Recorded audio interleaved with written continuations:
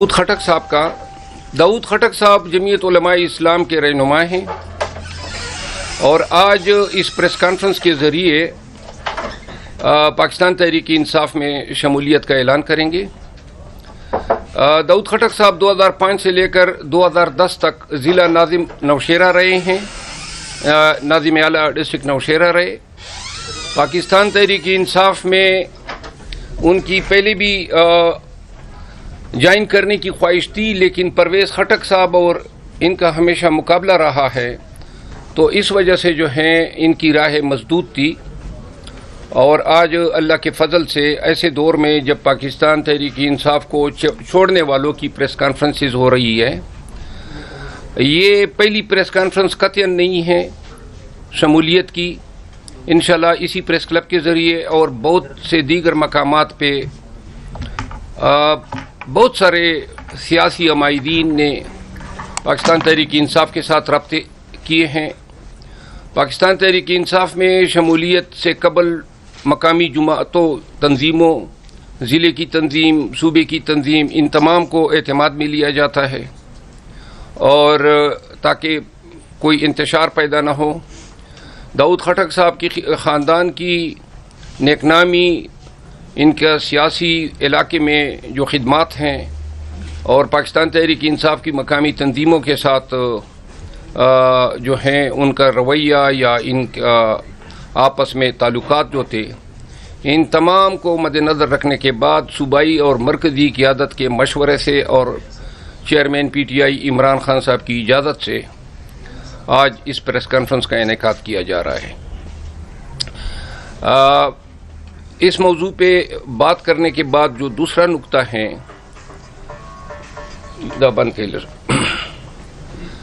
वो है electronic media में पाकिस्तान तहरीक इंसाफ और चेयरमैन PTI इमरान खान साहब और उनके रफ़ाक़ाए कार बिलखसूस उनकी अहलिया के ख़िलाफ़ जो पाकिस्तान मुस्लिम लीग नून ने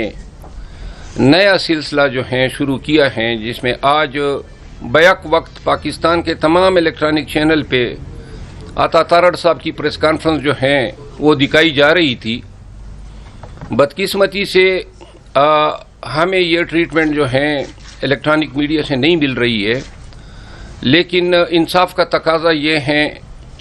कि अगर कोई इल्ज़ाम लगाए जाते हैं और कोई जवाब दूसरे फरीक की तरफ से आता है तो वो जवाब भी आवाम तक पहुंचाना चाहिए। तो तमाम चैनल से गुजारिश है कि जो आज की प्रेस कॉन्फ्रेंस में जो इल्ज़ामात लगाए गए हैं, इस हवाले से हम सिर्फ ये नुक्ता नज़र अवाम पाकिस्तान तक पहुंचाना चाहते हैं कि जब नवाज शरीफ साहब पाकिस्तान आए तो वो ऐसे हालात में पाकिस्तान वापस आए जब पाकिस्तान जो है अपनी सर्वाइवल के उस नहज पे पहुंच चुका है जहां पे हम मेक और ब्रेक की सूरत हाल से दो चार हैं। ये कोई मुबालगा नहीं होगा कि हम ये कहें कि हमारे अंदरूनी ख़तरात और हमारे बैरूनी ताल्लुकात बिलखसूस हमसाया ममालिक से तारीख़ के इस दौर में एक ऐसे लेवल पे पहुंच चुके हैं कि जहां एक तरफ हमें माशी डिफ़ॉल्ट का सामना करना पड़ रहा है, वहां अंदरूनी जो मुल्क में तवाइफुल मलूकी मची हुई है और मुल्क के अंदर जो है सियासी और बुनियादी हकूक़ को जिस तरीके से पामाल किया जा रहा है। इलेक्शन सर पे हैं, इलेक्शन का ऐलान होने के बावजूद पाकिस्तान तहरीक इंसाफ को अपना झंडा निकालने की इजाज़त नहीं है और ये इलेक्शन के फेयरनेस और ट्रांसपेरेंसी पे सबसे बड़ा सवाल जो है डालते हैं। इन हालात में जब पॉलिटिकल पोलराइजेशन बहुत ज़्यादा है और सियासत अमली तौर पे गालम गलोच तक पहुंची हुई है, जब नवाज शरीफ साहब आए तो इन हज़रत ने 3 दफ़ा पाकिस्तान के वज़ीर आज़म की हैसियत से खिदमात अंजाम दी हैं। 2 दफ़ा वज़ीर आला पंजाब रहे हैं, फिर 16 माह इनके भाई साहब جو ہے وزیر اعظم پاکستان رہے، پاکستان میں ایسی نظیر کسی اور کی نہیں ہے جو اتنے اہم مناصب پہ تقریباً لگ بھگ 40 سال سے پاکستان پہ اقتدار پہ براجمان رہا ہو۔ ان حالات میں اور عمر کے اس حصے میں یہ ضرور محسوس کی جا رہی تھی کہ شاید نواز شریف صاحب مدبر سیاستدان کا ثبوت دیتے ہوئے ملک کو بچانے کے لیے ملک میں سیاسی اور جمہوری اقدار کو فروغ دینے کے لیے کوئی کردار ادا کریں گے، کیونکہ جب 3 دفعہ وزیر اعظم رہ گئے تو 4تھی دفعہ وزیر اعظم بننا یا یہ خواہش بھی رکھنا جو ہے آپ کے کردار کی صحیح معنوں میں انٹرپریٹیشن کرتا ہے۔ کیا رہ گیا تھا؟ دولت، عزت، اقتدار، آپ کا بھائی، آپ کے بھتیجے، تو کیا ساری زندگی جو اس ملک سے آپ نے لیا یا اس ملک نے آپ کو دیا،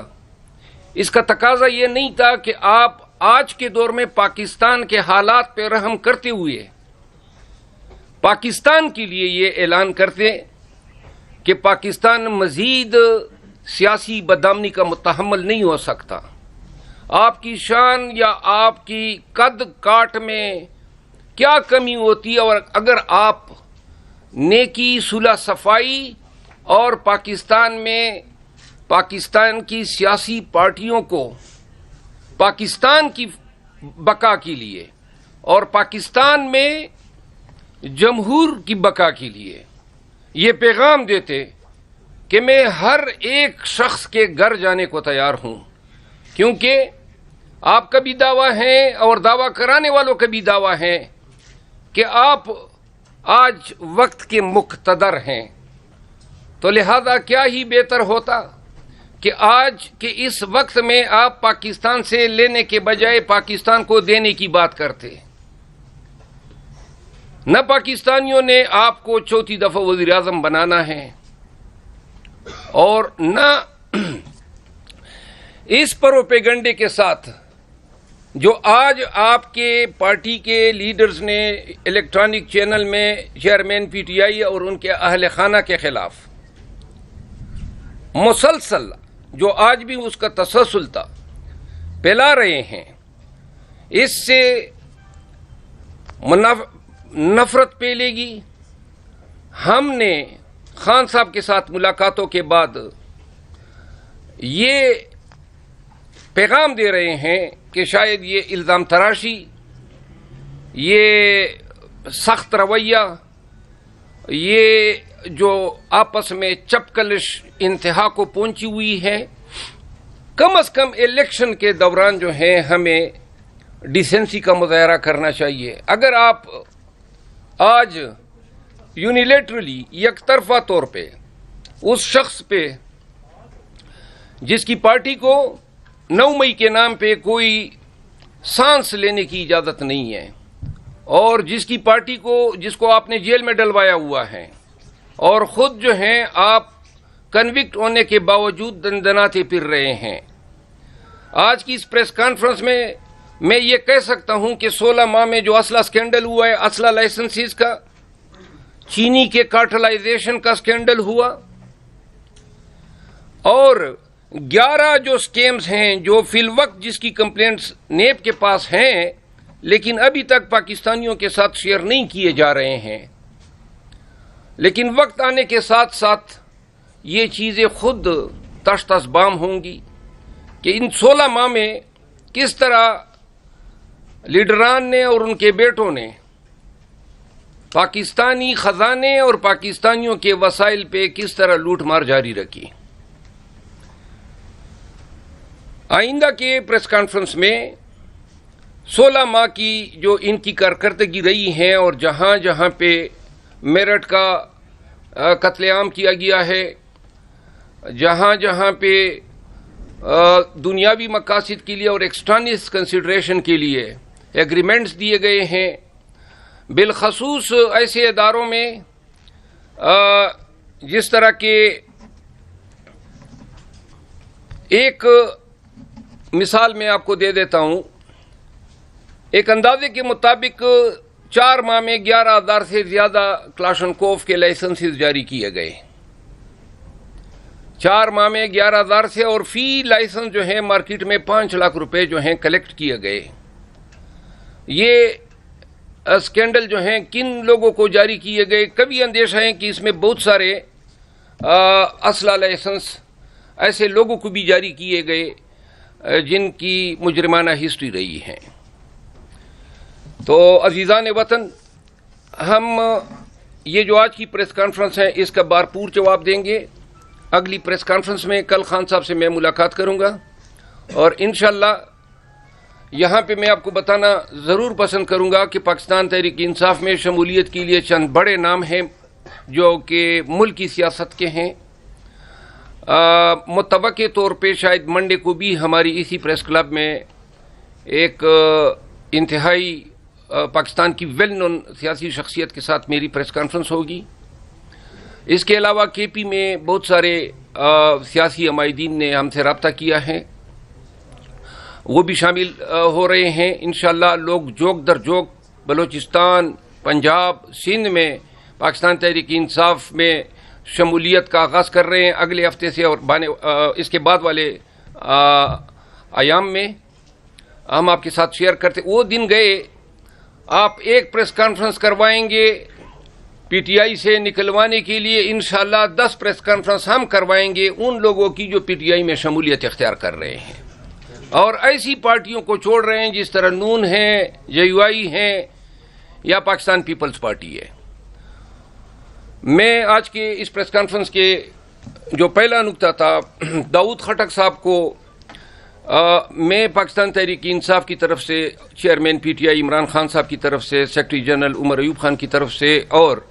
صوبائی صدر پاکستان تحریک انصاف علی امین خان گنڈپور کی طرف سے پاکستان تحریک انصاف میں آمد پہ خوش آمدید کہتا ہوں. داؤد خٹک صاحب کا خاندان جو ہیں کافی عرصے سے سیاست سے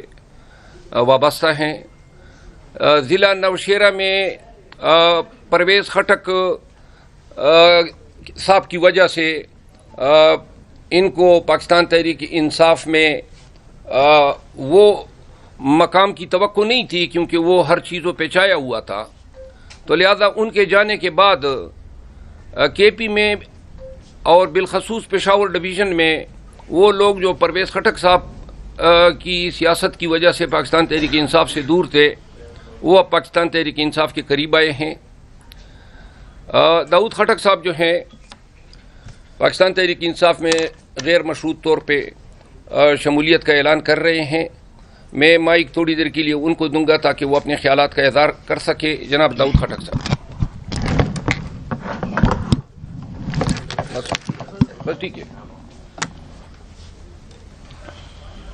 پریس کے ساتھیوں، السلام علیکم. تھوڑا اونچی آواز میں. بس ٹھیک ہے، یہ آواز ٹھیک ہے. ہاں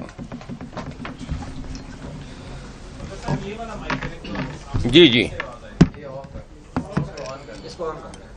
یہ والا ہاں یہ ٹھیک ہے، بس اس میں بولے سر. اچھا، اب ٹھیک ہے آواز؟ اچھا، میرا تو بیسیکلی یہ تحریک انصاف میں آنے کا جو فیصلہ